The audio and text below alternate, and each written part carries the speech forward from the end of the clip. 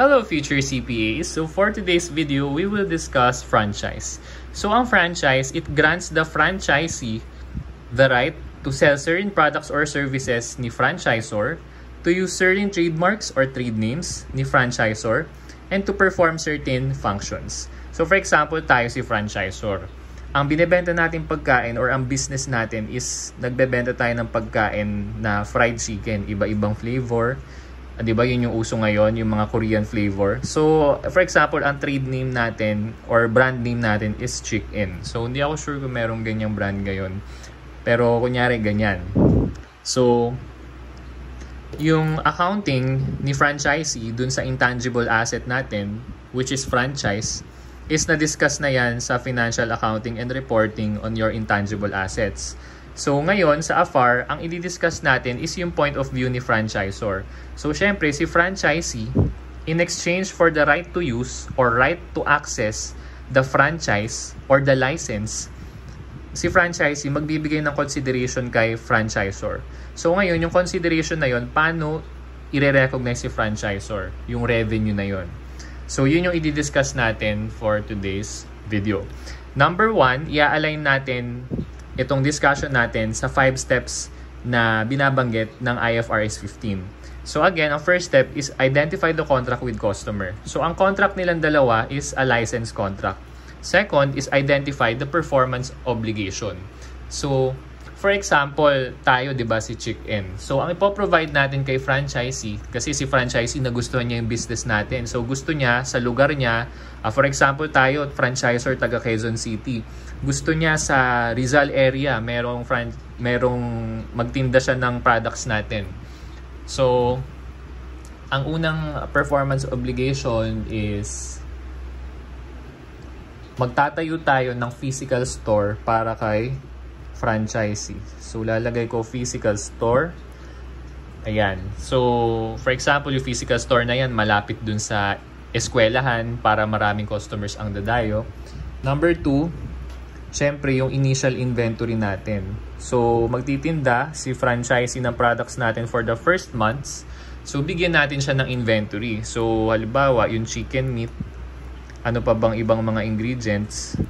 Yan. So, imagine niyo kung ano pa yung mga ibang ingredients. And lastly, syempre, bibigyan natin siya ng right to use or right to access, yung tinatawag nating trade name. So, ibig sabihin, yung mga manok na ititinda ni franchisee sa Rizal area, ititinda niya yon sa customers under the brand Chick-In. So, kasama yon sa performance obligation. Kailangan mabigay natin sa kanya yung rights to operate under our trade name. Okay? So, ang third step natin sa revenue recognition is determine the transaction price. So, determine the transaction price. So, ang consideration na ibabayad sa atin ni franchisee, nahati yan sa dalawa. Ito yung tinatawag natin na franchise fees. Franchise fees. So, una na dyan is yung IFF or initial franchise fee. So, ito yung nire-require natin na bayaran ni franchisee sa atin. Okay, so dapat ang initial franchise fee is non-refundable para ma-recognize natin siya agad as revenue. Kasi pag refundable, tapos biglang aayaw si franchisee, ay hindi, urong na ako sa contract natin. Ayoko na palang magtinda ng manok rito sa Rizal area. So, kawawa tayo kasi ibabalik natin yung bayad kay franchisee. So, nag-recognize tayo ng revenue, tas biglang hindi pala revenue yun kasi binawi ng franchisee. Next natin is, yung initial franchisee, madalas yan, binabayaran sa atin ni franchisee at the date of contract signing. So, lagay ko na lang at the date of signing. Yan. So, yung initial franchise fee, it excludes initial inventory.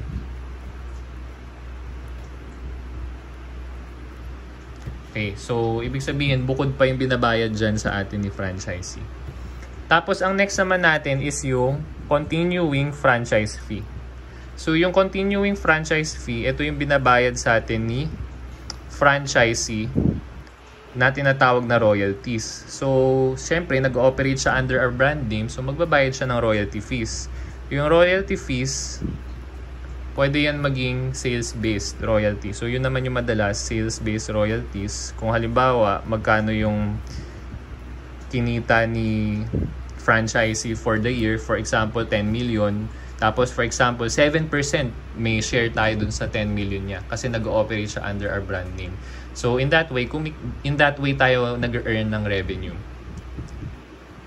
So, ang criteria niyan, dapat si customer or si franchisee has earned subsequent sales. So, ang fourth step natin is allocate the transaction price to the performance obligation. So, mamaya yan. Sa problem, mag-allocate tayo. PO na lang ha. Performance obligation yan. Yan. So, yung pag-allocate ng transaction price sa bawat performance obligation, of course, based pa rin yan sa standalone selling price or yung relative fair value. So, pareho lang yan. And then number 5, recognized revenue.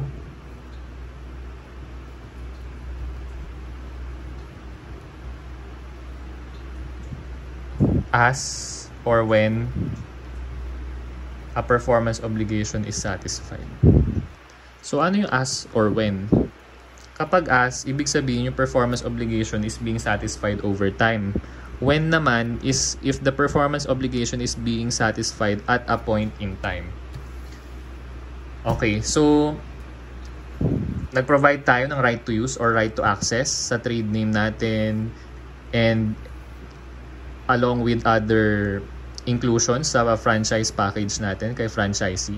In return, si franchisee babayaran tayo. So, babayaran tayo ni franchisee.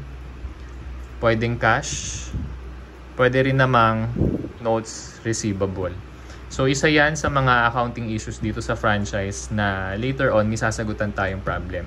Paano kapag notes receivable?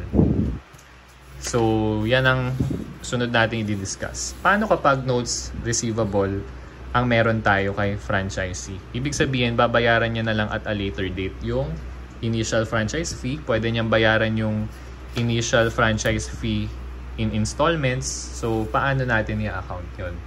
So, ang una mong itatanong is there a substantial performance? Mababasa mo sa problem that the franchisor has substantially performed all the performance obligation. If that's the case, then yes, ang answer natin. Ang sunod mong itatanong, kung notes receivable yung consideration na matatanggap natin from franchisee, is the collection of the notes receivable reasonably assured? Ibig sabihin, gaano tayo kasigurado na yung notes receivable na yan makokolekta natin as a franchisor from the franchisee? Kasi pwede din namang hindi tayo bayaran ni franchisee, i-terminate natin yung right to use or right to access niya sa ating trade name, pero ang repercussion nun is mawawalan tayo ng revenue. So dapat i-consider natin yung assurance ng collection natin sa notes receivable. So kapag reasonably assured yung collection, ibig sabihin confident tayo na babayaran tayo ni franchisee, then ang gagamitin nating accounting method sa pag-account ng revenue natin dito is accrual method. So ang formula na gagamitin natin sa accrual method is initial franchise fee minus direct cost.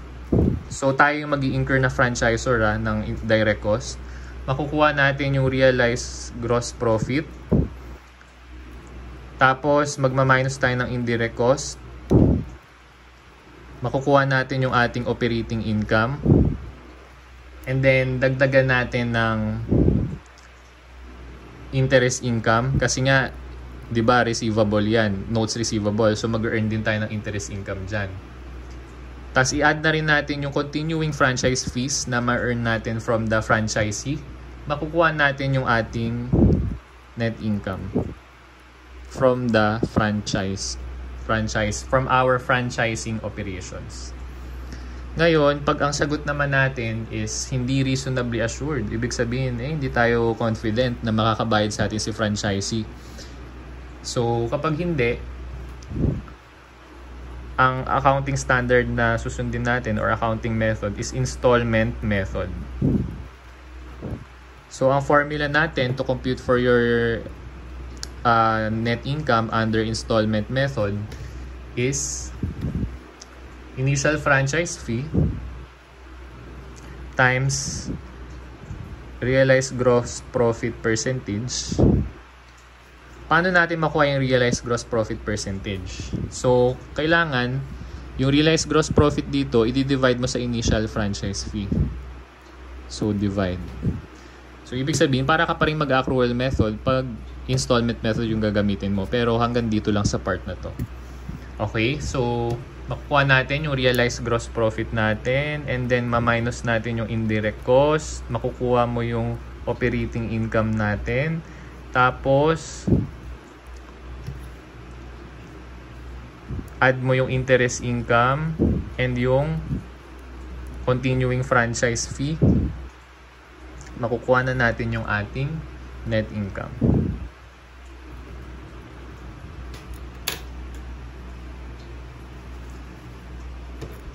So, ganyan lang siya. Ngayon, yung rate dito dito yan kukunin. So, accrual method and then installment method. Ngayon naman, paano kung there is no substantial performance sa part natin? Ibig sabihin, hindi pa natin substantially na-perform or nare-render yung performance obligations natin as a franchisor kay franchisee. So, kapag hindi, wala tayong revenue na i-recognize as a general rule. No revenue is recognized. Hindi tayo confident or hindi pa tayo confident na na-render na natin substantially lahat ng services. So, wala pa tayong karapatang i-recognize or mag-recognize ng revenue. Pero for example, kung ang down payment is, refundable. Kapag ang down payment sa atin ni franchisee is refundable, hindi pa rin tayo pwede mag-recognize ng revenue. Pero kung non-refundable naman yung down payment, then ang pwede nating i-recognize na revenue is yung down payment. So let's accrue revenue from your down payment and then let's defer revenue from your notes receivable. Yan. So, kung ano yung binayad sa atin, yun lang i-recognize natin na revenue. Pero dun sa notes receivable, hanggat hindi natin natatanggap yung bayad from the franchisee, wala tayong i-recognize na revenue kasi we are being conservative. Dahil nga, hindi pa naman tayo nakakapag-perform substantially. So, wala pa tayong right to our economic benefit. Ngayon, kapag may substantial performance na tayo sa performance obligations natin kay franchisee, meaning to say, yung physical store halos patapos na, tapos yung initial inventory na deliver na natin kay franchisee, yung right to access or right to use sa trade name is na provide na natin, then we can say na meron na tayong substantial performance ng performance obligation.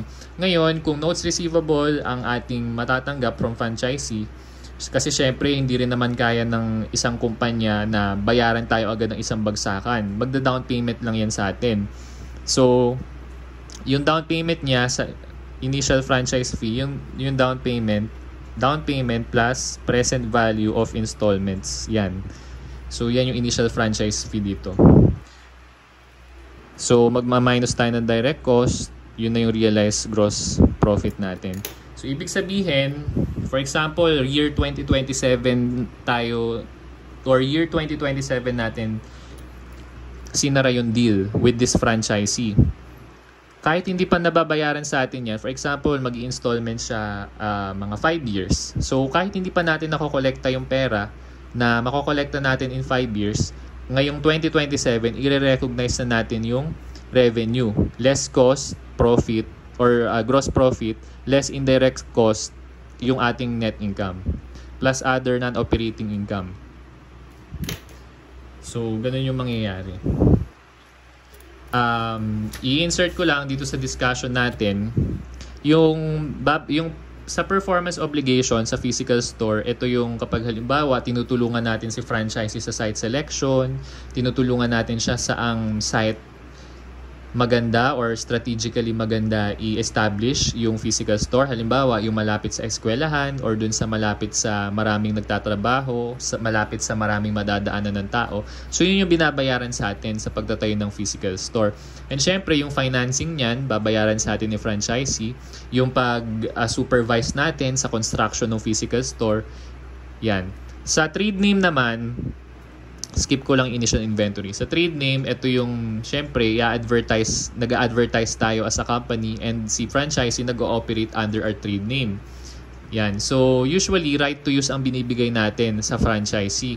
So, pag sinabing right to use, it is satisfied at a point in time. Ibig sabihin, sa date of signing natin ng contract with the franchisee, binibigay na natin yung legal title sa franchisee to operate under our trade name. So, equivalent noon, tinatransfer na natin sa kanya yung significant risk and rewards ng ating trade name. And of course, si franchisee, tinanggap niya yung right na yon,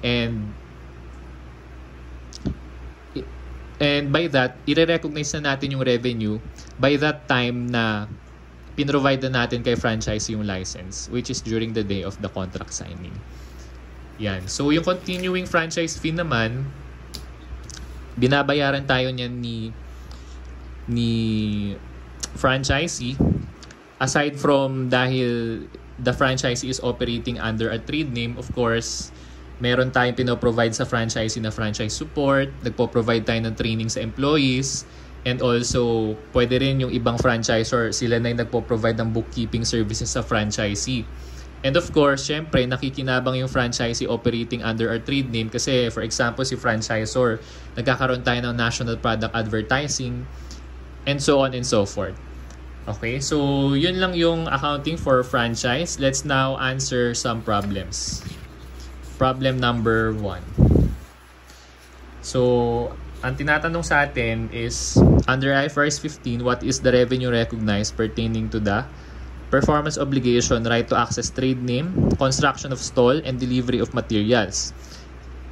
And number 2, under IFRS 15, what is the total revenue from the initial franchise fee? Let's read the given. On January 1, 2027, Stripe Company, ang tawag natin kay Stripe Company dahil siya yung nag-grant ng franchise right, ang tawag natin sa kanya is franchisor. So, yung books ni franchisor ang ina-account natin dito.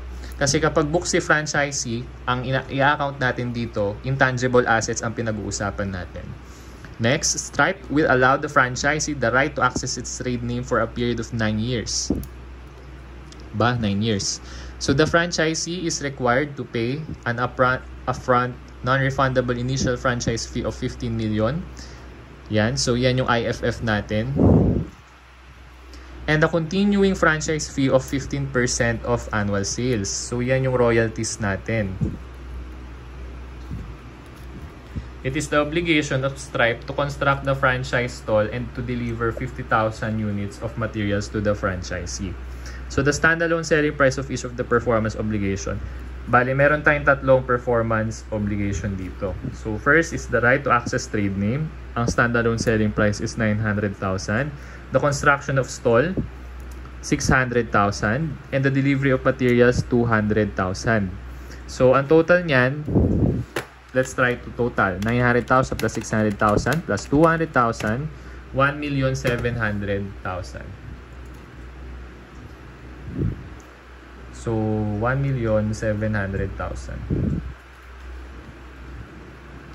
On August 31, 2027, Stripe already finished the construction of the stall. So, na-finish na niya yung construction ng stall. So, ina-assume natin, meron na tayong substantial performance ng ating performance obligation sa construction of stall. And as of December 31, Stripe only delivered 20,000 units of materials. The franchisee reported sales revenue on December 31 in the amount of 8 million. Okay, so ang first step natin is ipoprorate natin or i-allocate natin yung initial franchise fee of 15 million. So, yung initial franchise fee of 15 million, dito natin ilagay. And then next is ipoprorate natin based on each performance obligation standalone selling price over the total standalone selling prices combined of these three performance obligation. Okay, so ginagawa na natin yung step 4, which is allocate the transaction price to the performance obligation. So let's compute 15 million for the right to access trade name. For the right to access trade name, let's compute 15 million times 900 over 1,700,000. So that's 7,941. Parang medyo madilim. 7,941,176.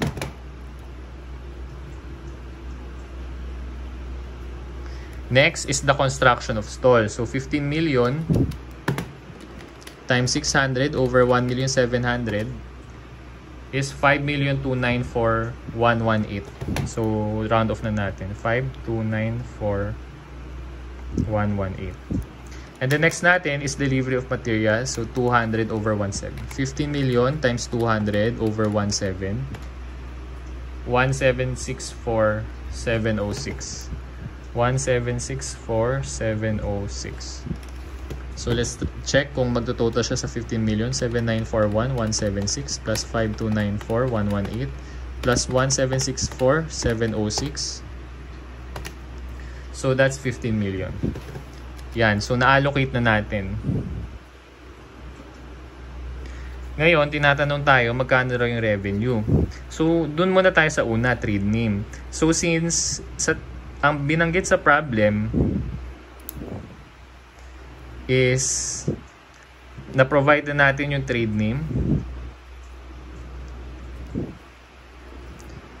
is i-recognize na natin siya on 2027. So, ang revenue recognize natin sa trade name, so point in time lang yan, 7,941,176.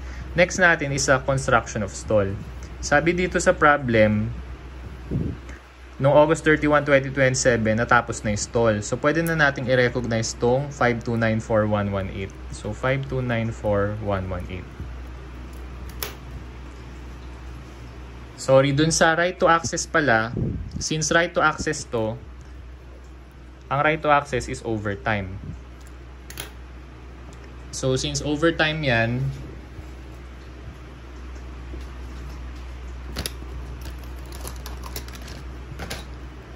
hindi pa natin kaagad i-recognize yung whole amount. So, 7,941,176, i-divide natin yon sa 9 years. So, since ang lumilipas pa lang is isang taon, kasi noong January 1 natin ginrant yung franchise rights sa franchisee, ipoprorate pa natin yan or ita-times natin sa 1 year over 9 years. So, 7,941,176 times 1 over 9, 882,353. So, 882,353. 882,353. Kapag natapos na yung 9 years, ita-times 9 ko yan. Yun na yung 7,941,176. Okay? Lastly, delivery of materials. So, sabi dito sa sa problem, sa last paragraph, Stripe only delivered 20K of units of materials. So, yung 1,764,706 allocated transaction price for our delivery of materials times 20K natin over 50K. Yung 20K, yan yung number of materials already delivered. And yung 50K is the total number of units of materials that we are required to deliver to our franchisee. So, let's compute 1,764,706 times 20 over 50. That's 705,882. 705,882. So, yan yung revenue recognized natin for each performance obligation. Okay, pag ang tinatanong naman sa'yo is how much yung allocated transaction price for each performance obligation, ito yung isasagot mo. For right to access, 7,941,176. For construction of stall, 5,294,118. And for delivery of materials, 1,764,706. Ngayon, number 2, under IFRS 15, what is the total revenue from the initial franchise fee? So, basically, i-add lang natin yan lahat. 882,353 plus 5294,118 plus 705,882. Our answer 6882353. So 6882353. Ngayon, paano pag tinanong sa atin, for example, number 3, magkano naman yung revenue natin from our continuing franchise fee? So, noong December 31, 2027, ang nireport ni franchisee na sales revenue is 8 million. So, 8 million tayo dito. Ito times natin sa royalty percentage. So, yung continuing franchise fee natin is 15% of the annual sales of the franchisee. So, 8 million times 15%, let's compute. 8 million times 15%, 1,200,000. So, pag tinanong ka, magkano yung continuing franchise fee, that's 1,200,000. Number 4, pag tinanong ka naman, how much is the total revenue? Total revenue. So, let's compute. 6,882,353 plus 1,200,000, 8,082,353. So, 8,082,353. So, yan ang ating problem number 1. Now, let's proceed to problem number 2. So, dito na natin i-apply yung concepts natin sa notes receivable. So, problem number 2. Ang hinahanap sa atin is assuming the following independent cases with regards to the collectability of notes receivable. So, ang collectability daw ng notes receivable sa case 1 is reasonably assured. And then, ang collectability ng notes receivable sa case 2 is not reasonably assured. So, number 1, magkano raw yung revenue ni franchisor? Number 2, gross profit. And number 3, net income. So, basically, i-apply natin yung concepts sa second page ng ating discussion notes. Let's read the given. On January 1, 2027, Sunflower Incorporated entered into a franchise agreement with Daisy Incorporated. So, ang tawag natin kay Sunflower Incorporated is the franchisor. And again, ang tawag natin kay Daisy is the franchisee. According to the agreement, the Daisy Incorporated is required to pay an initial franchise fee of 2 million. So, yan yung ating transaction price. And ongoing payment of royalty fees equivalent to 7% of sales. With regards to the initial franchise fee, Daisy Incorporated paid 800,000 and issued a 5-year non-interest bearing note for the balance payable in 5 equal annual installments starting December 31, 2027.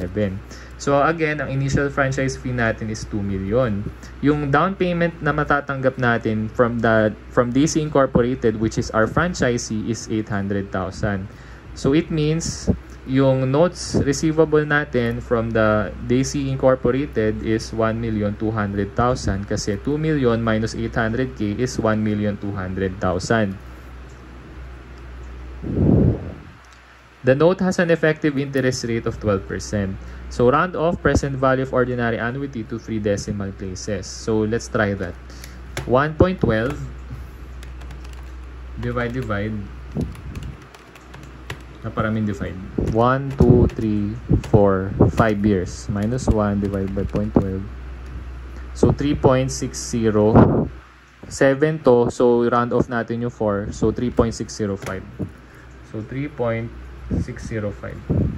On June 30, the Sunflower Incorporated fulfilled the performance obligations, that is stall, materials, and trade name at a cost of 1 million.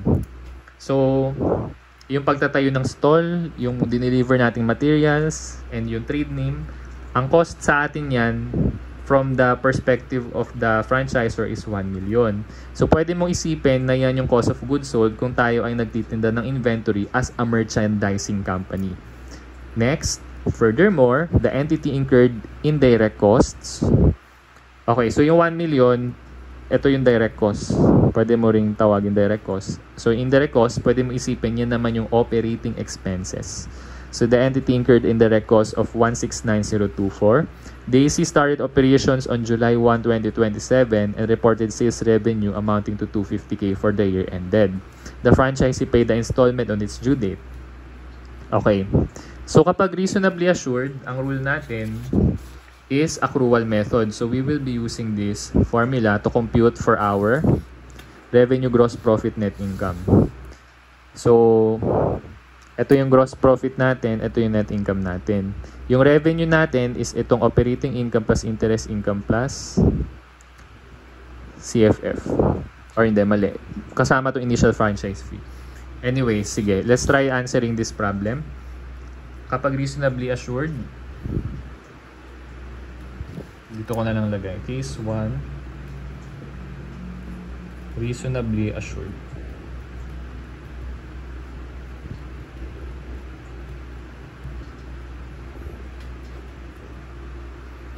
Okay. So from here, our down payment is 800k. Ang present value niyan, kung i-compute mo yung present value factor, 1.00 kasi today binayaran.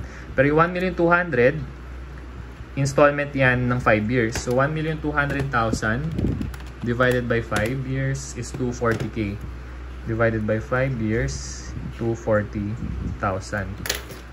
Okay, so let's allot some space from here. So 240k times present value of ordinary annuity, which is 3.605.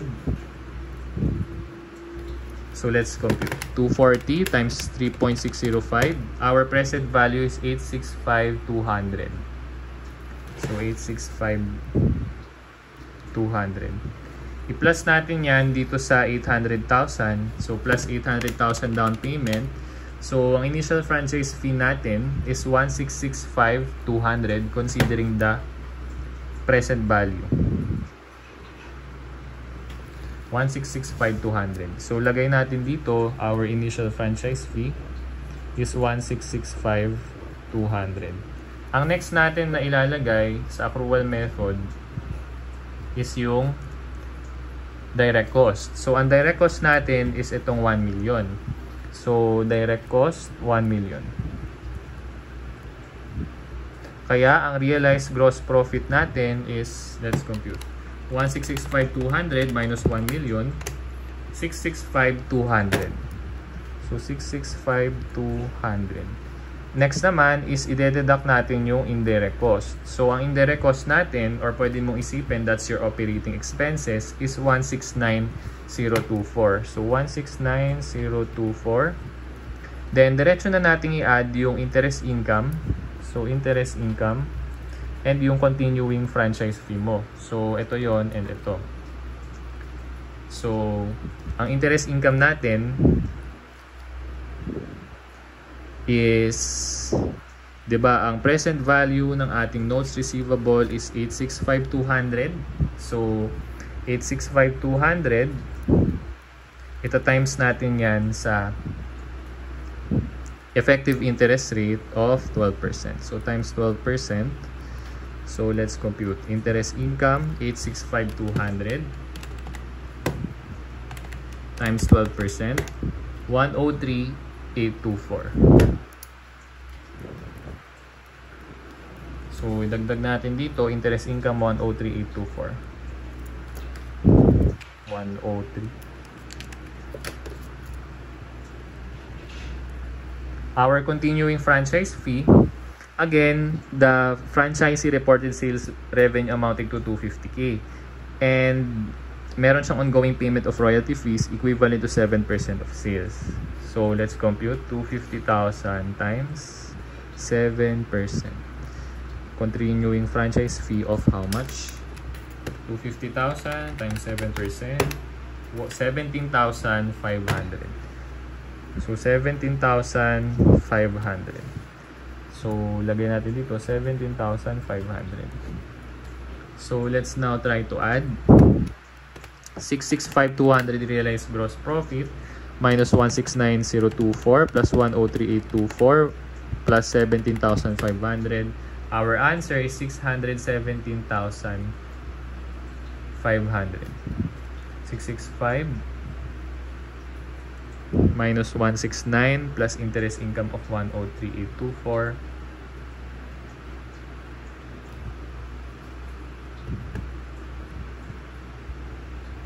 Okay, so 617,500.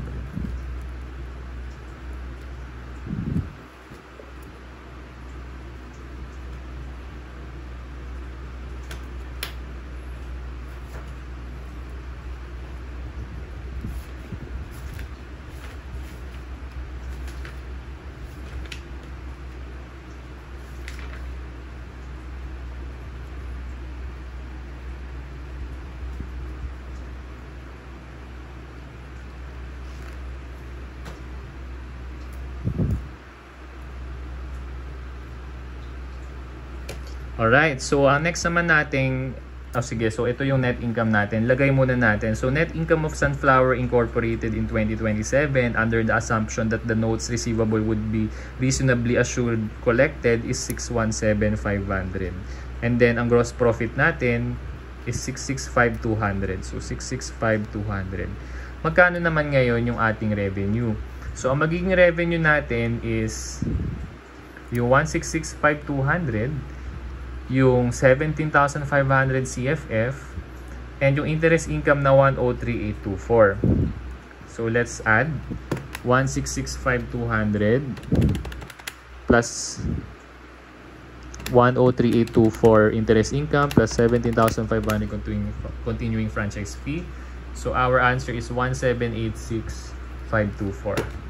So 1,786,524. Now, if our assumption is not reasonably assured na makokolekta yung notes receivable, then ito yung formula na i-apply natin. So let's try case number 2, not reasonably assured.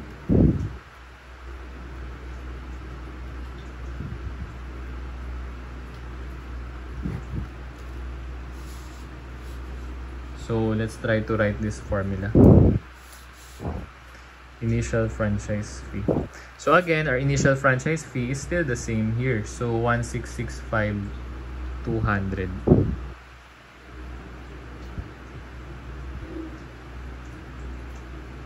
So sa installment method, yung IFF natin, hindi yan IFF. Bale, ang ilalagay natin dito is total collections. Yan, so sorry for that.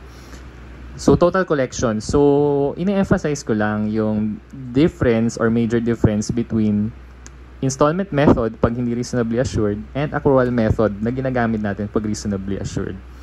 Okay, so it's part of the show. Kidding aside. So total collection, bali yung down payment muna natin and then yung collection natin for the year. So ang down payment natin for 2027 is 800,000. So 800,000, and then next natin ang collection natin is na-collecta daw naman natin at the end of the year yung 240,000. Yan, binibilugan ko, hindi nakita sa cam. 240,000. So, yung 240,000, since this is a non-interest bearing note, we have to be careful and take note yung PFRS 9, Accounting for Financial Instruments. Kasi kapag interest bearing note yan, if this is the amount of collection, merong implied interest na kasama yan since non-interest bearing. So, kapag pinompute natin yung interest income, that's 103,824. So, kasali sa 240,000 yung 103,824. Ang gusto nating isali dito is yung principal amount. Kasi later on, i-add natin yung interest income para ultimately makompute yung net income. Pero kung isasali natin dito sa 240,000 and then mag-add na naman tayo ng another interest income, madodoble yung interest income natin and hence, ma-overstate yung net income natin. So, ito yung for the interest. Yung attributable to the principal is 240,000 minus 103,824. So, 136,176. So, 136,176. Yan. So, ang ilalagay natin dito sa collection, instead of 240,000, 136,176.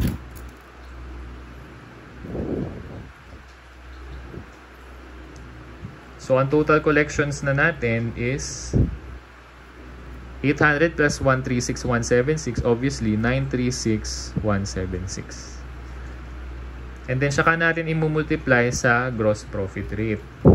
So, para makuha natin gross profit rate, dito tayo sa 665,200, balik tayo sa reasonably assured, divided by 166,5,200.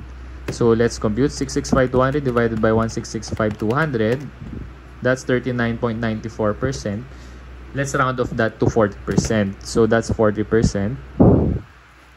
So, ang realized gross profit na natin from our collection, since ito yung kinoconsider natin na revenue, Sa reasonably assured, ang kinonsider natin na revenue is the IFF itself, even though hindi pa natin yan nakokolekta lahat.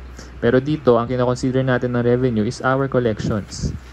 And to know how much is our gross profit rate, 936,176 times 40%, 374,470.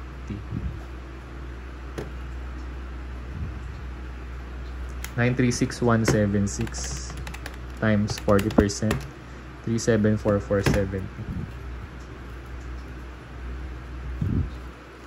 Next natin is idagdag na natin yung yung ano muna, indirect cost. So i-minus muna natin yung indirect cost. So ang indirect cost natin is copying lang natin from here, 169,024. And then the rest, i-add na natin yung interest income and yung continuing franchise fee. Yung interest income natin is 103,824. So tinanggal natin kanina dito yung 103,824 kasi i-add pa natin dito. And yung continuing franchise fee, 17,500. So copyhin lang din natin. So let's compute. 374,470 minus 169,024 plus 103,824 plus 17,500.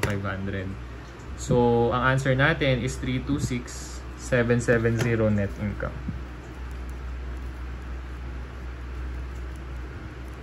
So, to answer the questions on case number 2, our net income muna is 326,770. Ang gross profit ni Sunflower Incorporated is 374,470. And ang revenue ni Sunflower is ito munang total collections plus continuing franchise fee plus interest income. So let's compute. 936,176. Lagay ko rito revenue. So, 936,176 plus 103,824. Ito yon. And then, yung 17,500. Let's add. 936,176 plus 103,824 plus 17,500. 105,700. So, total revenue is 107,500.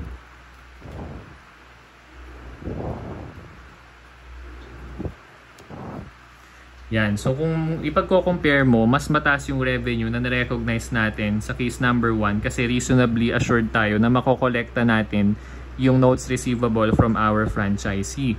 Pero dahil hindi tayo reasonably assured sa case number 2, ang pinagbabasihan lang natin is yung collections natin. Kasi syempre, nakolekta na natin, so sure tayo na pwede na natin yung i-recognize as revenue. Ibig sabihin, kapag not reasonably assured, nag-installment sales method tayo kasi gusto natin mas conservative tayo sa pagre-recognize ng revenue. Ayaw natin na mag-recognize tayo ng revenue na in the end, hindi naman pala natin makokolekta. So yun yung point, kaya kinakategorize pa kung reasonably assured ba yung notes receivable or hindi from our franchisee.